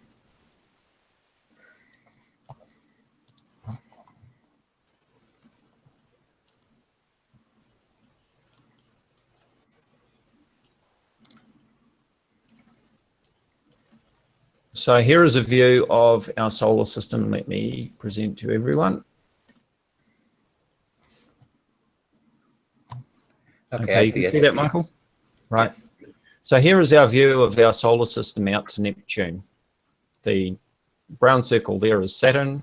This grey one here is Uranus, and this blue one here is Neptune. The red one is Jupiter, and let's zoom in. And we've got the inner planets there out to Mars. The brown circle is Mars. The green one is the Earth. This one is Venus. And further in, and we haven't got the orbit turned on there. Let's turn that on, is the orbit of Mercury. Now, do you know what the distance is between the Sun and the Earth is on average, Michael? I think approximately 93 million miles. You would be exactly right. So 93 million miles. What is twice 93 million miles? 186. 186. So from the Earth across the solar system to the other side of our orbit would be 186 million miles. I'm doing this to give us some perspective of the distance. So going back to Dr. Shimshak's comment, he claims that this system is approximately 160 million miles in diameter. So we're talking about 186 million miles across our orbit. To give you another comparison for something in between, the distance between Venus and the Sun, so out from the Sun to Venus, twice that distance would be 134.5 million miles. And the distance from the Sun out to Mars, that we're talking average distance, of course, would be 141.6 million miles. So the figure that he's given of 27, sorry, I'm looking at the wrong figure there, 160 million miles in diameter for the whole system is somewhere between the distance from the Sun to Mars and twice the distance from the Sun to the Earth. Is that fair comment? Yeah, I can't disagree with your math. That certainly makes sense to me. Right. I hope I've been clear on what I'm trying to say. Clear. You're crystal clear. I'm following you perfectly. So just to put it another way, that the whole solar system, the whole Nibiru Planet X solar system, would fit somewhere between the orbit of the Earth and Mars if we were to place the whole system there on the same plane as the planets. Is that clear? That's clear. Okay. So now he goes on to say that surrounding the brown dwarf star, or the brown star dwarf, as he says, which emits no visible light, the dense cloud of red iron oxide dust that most optics can't penetrate, he says. That's why NASA uses infrared to image the system. Well, I have a big problem with this, Michael, because as I mentioned earlier, brown dwarfs, there's nothing magical about brown dwarfs, okay? They reflect light just like any other planet would. If there was a brown dwarf within our solar system, it would reflect light just like Mercury, Venus, Mars, Jupiter, Saturn, Uranus, Neptune would. It would reflect light just like the moon does, and asteroids and comets. Anything that is solid in space will reflect light. In fact, even the moon is not really that very reflective. It actually has the reflectivity similar to that of bitumen or coal. So it's actually quite dark. But look at how bright it appears against the blackness of space. Extremely bright. Extremely bright. So the other problem that I've got, apart from the claim that Nibiru is somehow magically invisible to infrared light because of these big clouds of iron oxide dust blocking the light, making the light impenetrable to optical telescopes. The next problem that we have with that claim is that this huge cloud of iron oxide dust that he describes would not only block out Nibiru, Planet X, what else would it block out, Michael? Well, from what you're saying, it sounds like we'd pretty much black out everything. Yes, it would. It would block out everything in the vicinity of that system, which we've just described as having a diameter of the whole system that would fit somewhere between the orbit of Mars and the orbit of the Earth. So all of these stars that we can see in the background in my Starry Night simulation there, they would also be blocked out from view. Would that be a fair comment, Michael? That would be a fair comment, but I would ask you to keep in mind, please, that these are his words and not my own that are coming across. I have never once made a claim to have any kind of scientific background and rely on information from others. Right. So if possible, I would be happy to try and set up a conversation between you and he. Absolutely. I'd be keen to talk to about it. Mm-hmm. But the bottom, yes, what you're telling me right now does make perfect sense to me, Daza. Right. Okay. Now, I appreciate that you're not an astronomer, Michael, and that these are not your words, but we are discussing what has been presented in your YouTube videos and on your website. So, right. I'm not absolving myself of all responsibility. No, I'm not. So now when we go out and look at the evening sky at this time of the year at the moment, we can clearly see Jupiter and Saturn in the sky. And if we had these big red clouds of dust blocking out this big solar system coming through our solar system, then I would expect that there would be a lot of objects such as Jupiter and Venus and Mercury and Saturn and Mars and background stars and comets and things that we should otherwise expect to see that would suddenly become invisible. So there is a major problem for me with what Dr. Shimshak is claiming in his statement. Now, to move on, he also says that the sixth outermost orbital, which we call Nibiru, and is the largest object, he says, and is the object that would be nearest the Earth about 0.3 astronomical units away, or that works out to 27.8 million miles. Now, the closest distance between the Earth and Venus, on average, is about 25 million miles. So again, that is just to give you some sort of perspective of the distance that we're talking about. We're talking about slightly further away than Venus at its closest distance, okay? So if Nibiru, which is supposedly the largest of the orbitals and much larger than the Earth, well, Venus is slightly smaller than the Earth. So I would expect that if the largest of the orbital that we call Nibiru and is going to be larger than the Earth at a distance of 27.8 million miles at its closest approach, it should be very, very visible in the sky. Michael, have you seen Venus in the sky? Yes, I have seen Venus in the sky many times, Daza. Right. Can you describe to me what Venus looks like in the sky? Would you mind going back on camera, please? Oh, hang on a second. It was getting hot. Yeah. Is it important that I have the camera on? I mean, everybody knows what I look like here. I think it's quite good in as far as we can see your response. I think body language is real. All right, no problem. Let me just a second. Turn back on.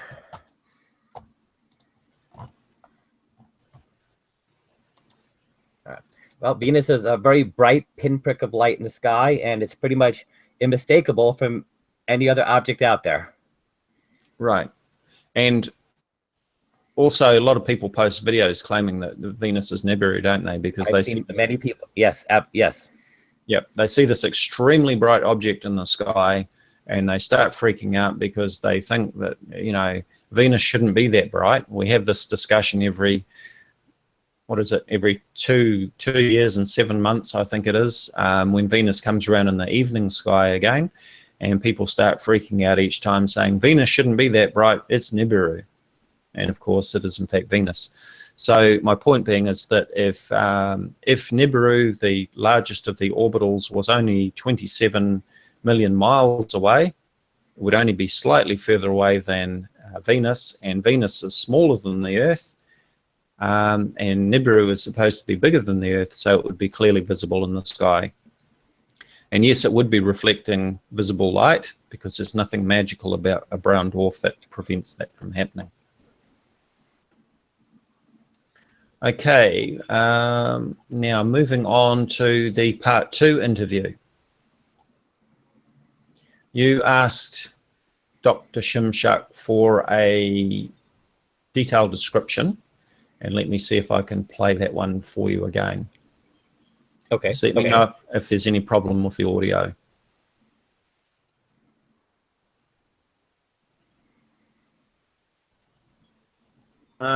Another question that maybe you might be able to answer. During your time with NASA, do you know if the space agency was able to determine Nibiru's composition? Is that coming through okay, Michael? Yes, sir. I hear it loud and clear. Thank you.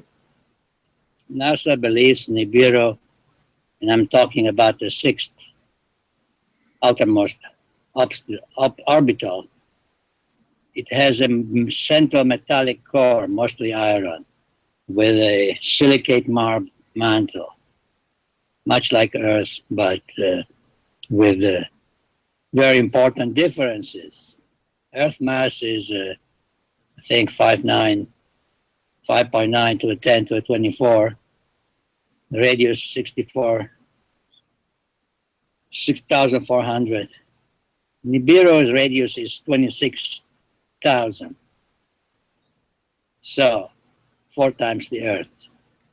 Mass is 12 times Earth. Big thing, you know?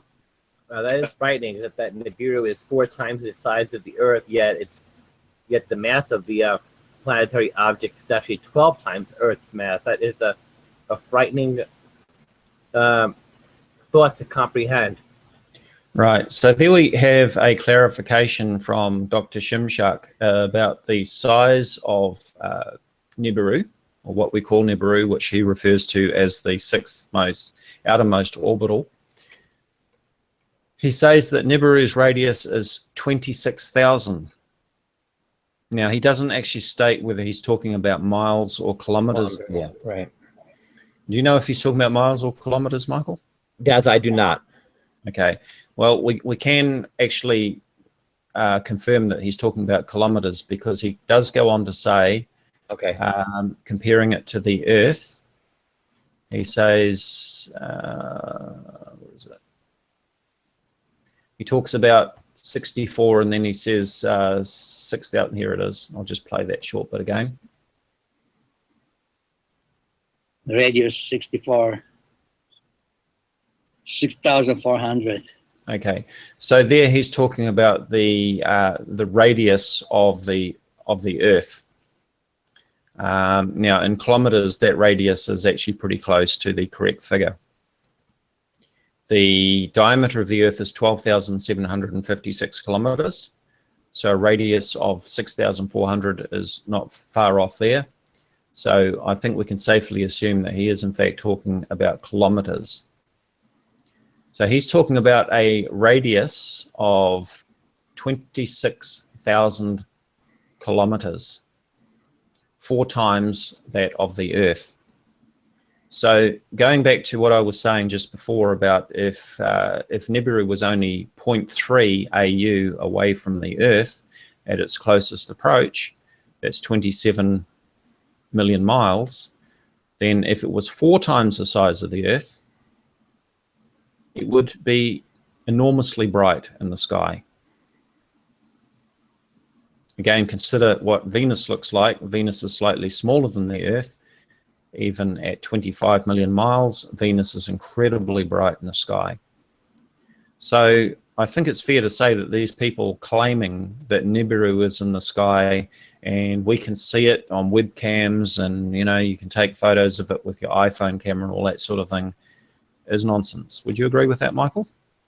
Yes, I would agree with you. And this is one reason that I usually do not even look at photographs or try and interpret or present any sort of visual evidence whatsoever, because that is just not my impetus.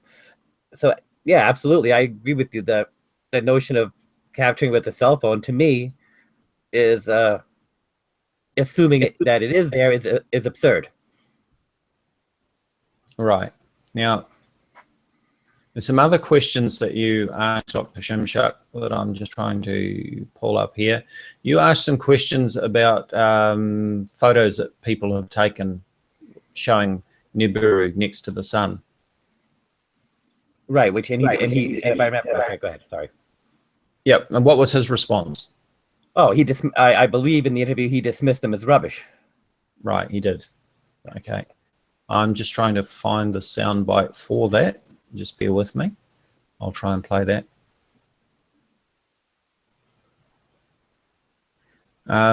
Just while I'm looking for that, would you like to comment on what Dr. Shimshak said about life on Nibiru, particularly the Anunnaki? From my recollection, and forgive me, I have not listened to the interview in a while, but he laughed it off as the most preposterous thing he ever heard in his life, more or less. Yes, he did. And he actually became quite frustrated about the sort of questions and yes. Yeah.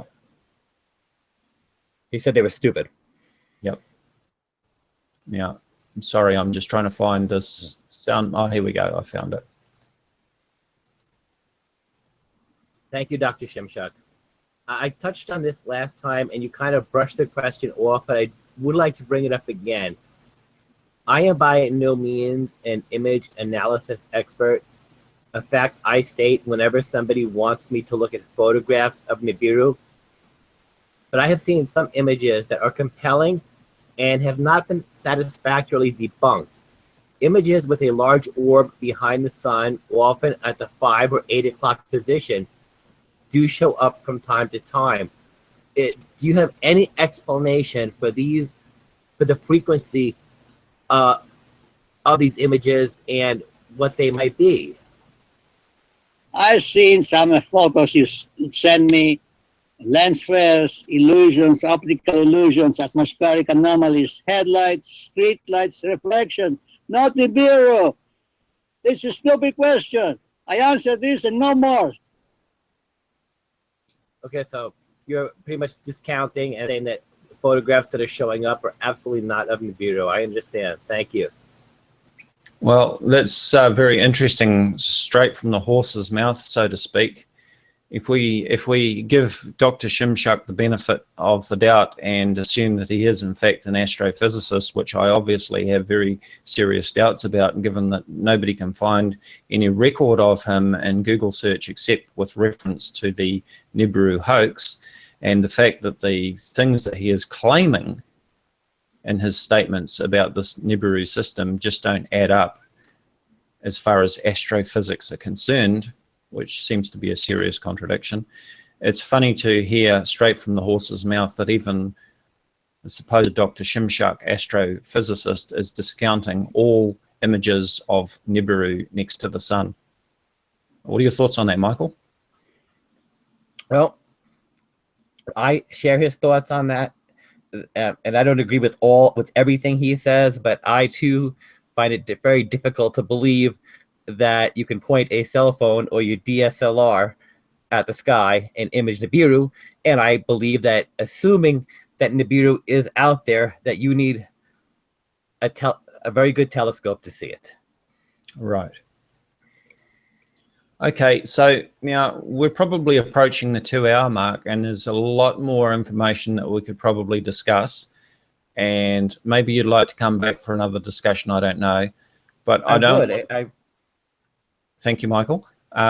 I don't want to go too long because, you know, I want people to watch the Hangout. If I'm confronted with a long Hangout, you know, I struggle to watch it too. Nobody wants to watch 3 hours of video. I agree with you. Right. So I might even break this video down into parts. But anyway, before we wind things up, I think it would be interesting to hear what Dr. Shimshak has to say about the arrival of Nibiru. Let's just pick up with what you said in your second part interview. And can you just clarify, when did you last interview Dr. Shimshak? It would be, I'd have to go back and look at the YouTube upload date, but it was, the last time I spoke with him was the day prior to uploading that video. And that was when? Let me take a look. Approximately, was it this year? It was this year, yes. Right, I think it was about April, if I remember correctly. The date.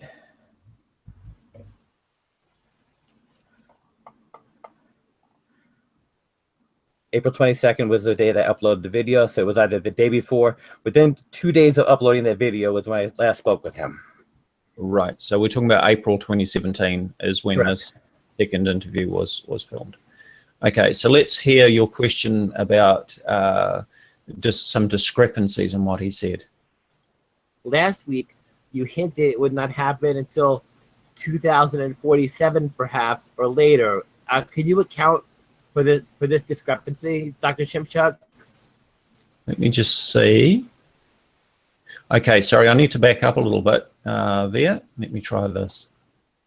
You specifically stated that Nibiru would be arriving sometime late in 2017. Okay, so just to clarify, that was from the earlier interview. Can you confirm that, Michael? This is information that I heard from him last year, last May. So not May. a month ago, but the May prior. Right, so in May 2016, he said Correct. that Nibiru would be arriving late in 2017. Yes. Okay, so let's carry on. And then we heard the soundbite again. I'll just play that again. Last week, you hinted it would not happen until 2047, perhaps, or later. Can you account for this discrepancy, Dr. Shimshak? Look, it's getting complicated. My old friend in NASA, Jim, let's call him Jim X, he was in the NRTT at NASA. So Jim retires and he gets in touch with me about 5 years ago. And he shares with me some data he had. And it's Nibiru arrival September 17 and clear visibility, okay? Note that, clear visibility by January 12th, 2017. So now you go out and look at the sky, look for Nibiru. You see? No. You go out at night. You see? No. That means that the data were wrong. And the whole thing has to be revised. So no Nibiru. Wrong. What? Is this a cult? And we suddenly switch from Jesus to atheism? Are we like a Jesus cult? They announce Jesus coming back in 2012. Oh, he don't? Okay, no problem. Change the plans. Okay, Jesus coming in 15. Oh, he don't show up?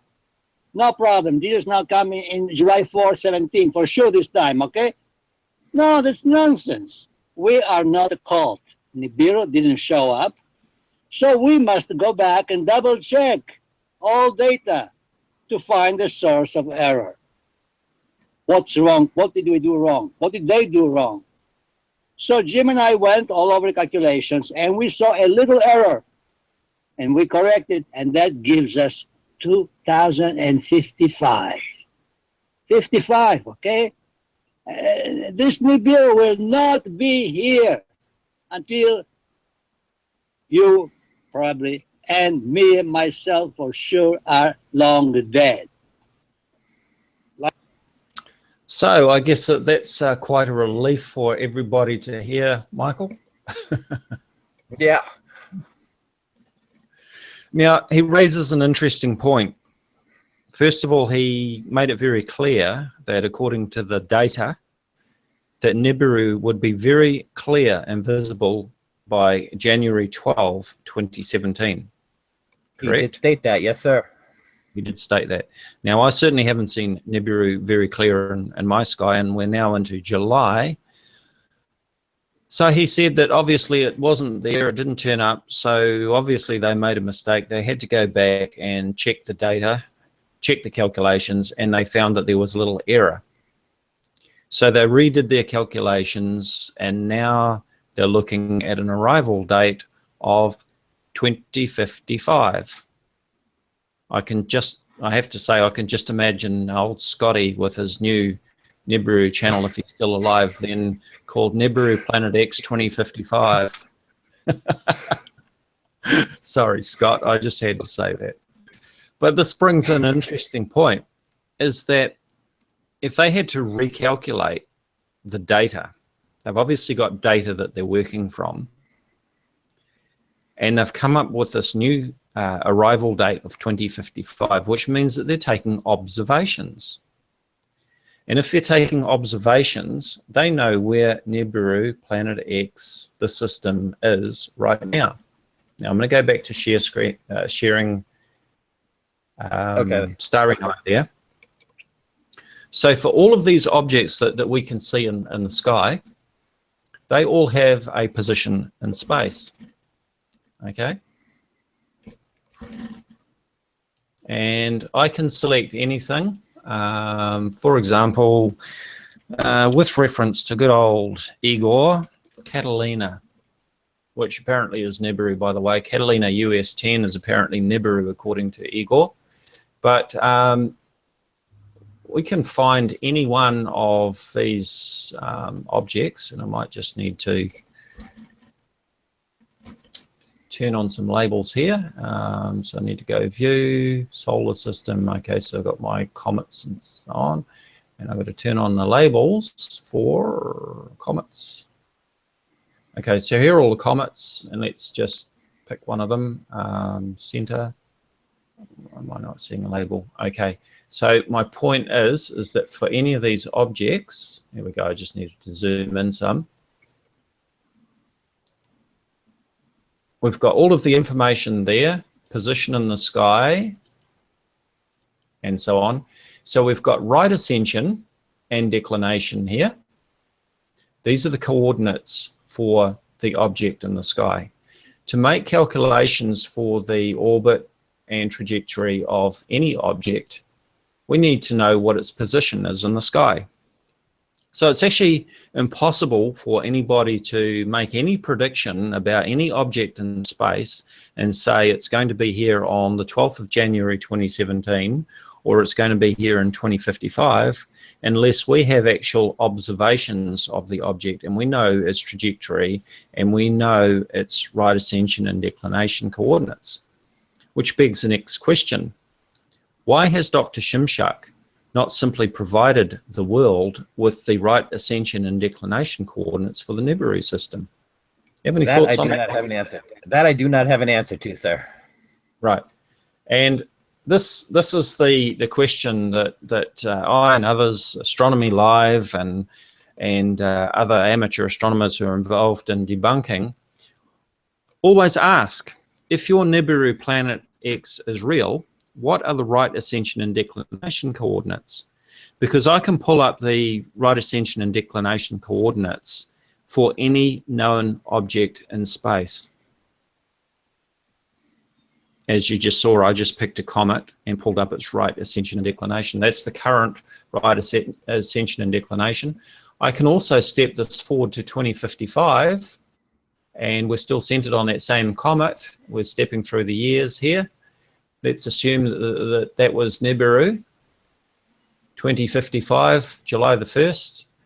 And there is the right ascension and declination coordinates for Catalina C 2007 M2, I think that is, for that date in 2055. So it's the old saying, show me the money. So for all of these Nibiru fearmongers and hoaxers that claim that they are showing photos of Nibiru Planet X, show me the money. Show me the right ascension and declination coordinates, or it doesn't exist. You think that's a fair comment, Michael? I would agree with you that any object in the heavens should have the right ascension and declination in order to be identified. Yes, sir. Right. Okay. And I agree that it is difficult to comprehend and believe in something if you don't have those facts at hand. Right. And that is why I always say that I am not entirely sold one way or the other. Okay. So we've been going for just on 2 hours now, so I think it would probably be a good time to maybe wind up the interview. Is there anything that you would like to add before we go, Michael? No, I would just like to say that despite whatever's being, I haven't really paid much attention to the chat room, but I just want to say that you have been a perfect gentleman, and I've appreciated having the opportunity to speak with you this evening. And I would like to have continue our conversation again sometime soon. And if you are interested, I will see, and I don't know when I'll be able to get in touch with them again, but should I would certainly be happy to try and facilitate a conversation between you and Dr. Shimshuk.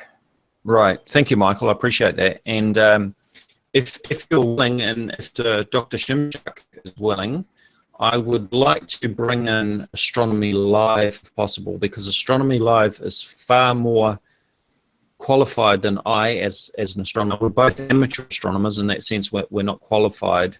We don't have any formal qualification in astronomy, but we certainly have a knowledge of astronomy. I'm on the committee of my local astronomical society, and I've been an amateur astronomer for many years. But Astronomy Live has a fantastic knowledge of astronomy. He's able to do the calculations. He understands the orbital mechanics and so forth, and he would be far better qualified than I to discuss the technical aspects of the orbital elements of Nibiru Planet X with Dr. Shimshuk. Yeah, absolutely. So, and in fact, I happen to have a lot of respect for Astronomy Live too, even though at one point in time there was a comment made on my website that was derogatory toward him, and it was unproven. And Astronomy Live, if you are listening to me now, I just want to say that I am very sorry for having made that comment at that time, and I hope that you can let that pass, and that I do feel very bad for the way that you have been treated by others out there. Thank you, Michael. I appreciate that. And just before I go too, I want to say that this whole Nibiru Planet X thing really started back in 1983 with the IRAS infrared all-sky survey, picking up some signal that they didn't know exactly what it was. And this is where the whole Nibiru Planet X thing really started off. And then, of course, it really gained ground in 2003 with Nancy Lieder claiming that Nibiru was going to be here in 2003. And unfortunately, she advised her followers euthanize their pets as she did to her 2 dogs. She killed her 2 dogs. I hate to think that too many people followed her lead and killed their pets as she did. So here we are from 2003. It's now 2017, so 14 years on, and we're still waiting. And amazingly, Nancy Lieder still has quite a following. But going back to the IRAS survey in 1983, it was new technology that they were using. As with any new technology, we make new discoveries. And yes, they did detect something, and yes, they didn't know exactly what it was at the time, but they subsequently identified what they were looking at as an ultra-luminous infrared galaxy, a ULIRG. And so they're looking at the infrared signal of a background galaxy. New technology, imaging in infrared, looking at things that we've never seen before because we didn't have the technology previously. It's no surprise that they would detect things that they hadn't seen before. Right. Including distant galaxies. And that's what it was. It was, in fact, a galaxy. It wasn't Planet X. They thought that maybe it could have been another planet, far out, far reaches of the solar system. But as it turned out, what was discovered in 1983 was in fact an ultra-luminous infrared galaxy, not Nibiru Planet X. And probably deserves some comment on Planet 9. As I've posted previously in my videos, absolutely Planet 9 may well exist. The researchers from Caltech, Brown and Battergen, have said themselves that at its closest approach, Planet 9 would come no closer than 200 AU to our Sun. To put that in perspective, Neptune is 30 AU from our Sun. So Very we're far. Very far. And also the orbital period of Planet 9, if it exists, they're talking somewhere in the region of 15,000 years, as I recall. 10 to 20,000 years, maybe 15,000 years. And Nibiru Planet X supposedly has an orbital period of 3,600 years. So just in closing, Michael, I'm just going to share my screen again.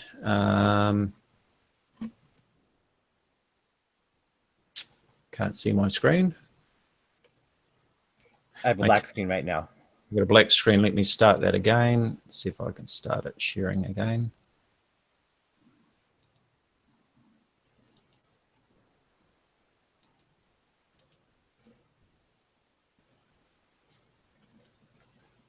Okay, it doesn't look like that's going to play ball for me. Oh, here we go. Can you see my screen? Yes, sir.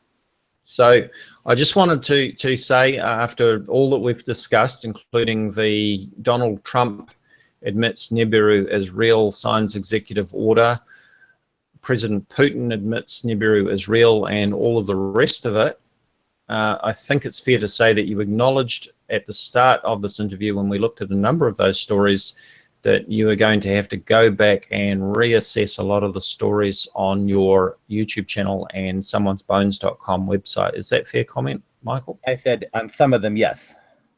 Okay. That certainly have not panned out. That certainly have not panned out in the direction the story indicated it would. Especially in regards to Trump admitting Nibiru, which of course he has not done yet, and maybe he won't, maybe he will, but yes. Right. So the most popular uploads, Vatican warns Trump, do not talk about Nibiru. Trump admits Nibiru is real, signs executive order. Trump tweets about Nibiru. Basically, a lot of this seems to involve Trump and Putin and Russian politics and so on, which that is correct. We keep seeing that on the website. Let me just pull up. Oh, and also that Dr.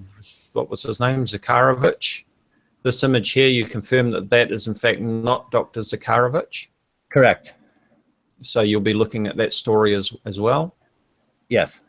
Now, as we, a thing that we also see in a lot of your stories is that when we Google the name for all of these people involved in your stories, we seem to get the same thing happening time and time again, is that the only references to these people seem to come up to do with the Nibiru hoax and shared stories about the Nibiru hoax, rather than anything actually about the claimed person and his real life work.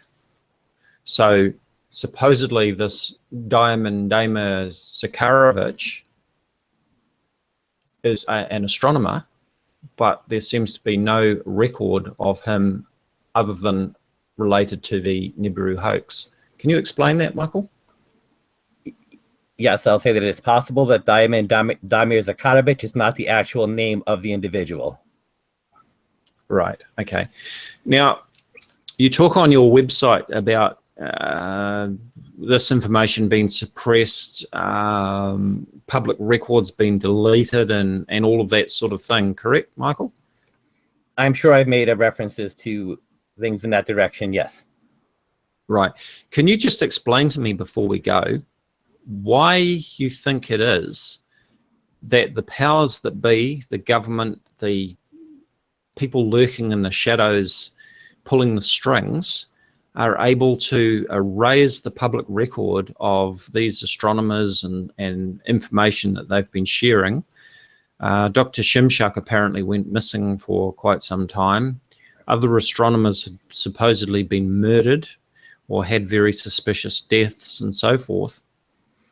Can you explain to me, Michael, why you think it is that you have gone untouched with your YouTube channel, Nibiru News, and your website, someonesbones.com, actually publishing what should be totally classified and top secret information that astronomers are supposedly being murdered for? How does that work? Well, I am certainly not the only person to have written or YouTubed or blogged about astronomers allegedly associated with Nibiru meeting untimely demises. In fact, I'm sure there are dozens of other people that have talked about that long before I did. And a lot of times I am citing information that others have put out before me. Now, as to why I am able to do this and go untouched, well, I think I had a very humorous way of putting my information out. And if they come after one person, they have to go after everybody. And there's a lot of people out there talking about Nibiru and its plausible deniability. I mean, they'd rather let us go ahead and broadcast this information. Right. And like I said, Go ahead. And like I said, I am not a diehard sworn believer in Nibiru. I am always weighing it on a scale, one side and the other, trying to balance it back and forth in my mind, listening to what's being said. And for the most part, I try not to listen very much to what the other YouTube channels are talking about, because I like to distance myself from them, because I feel that I'm putting out a different form of information than they are, in a way that maybe people can relate to and not be scared, and maybe see that there is a lot of other things out there that we need to worry about. And this is actually what Dr. Shimshak said, is don't worry about Nibiru, worry about nuclear war, worry about climate collapse, worry about nuclear power plants melting down. Yeah. And I agree with that. Something's going to get us eventually, and it's likely going to be one of those things and not Nibiru that ends civilization as we know it. I'd have to agree with that too. We've got bigger problems such as climate change at the moment, and that is certainly something that I do not deny. The climate is changing. It's got nothing at all to do with Nibiru Planet X or any brown dwarf passing through our solar system. But I think that climate change is undeniable, and it is something that we have to be aware of. And it's very hard to do anything about it individually, but individually we all do play a part. And I think that we need to bear that in mind, and even if we can, to put political pressure on our governments to, do what we can to try and control pollution and try and limit the effects that we're having on the atmosphere. Absolutely.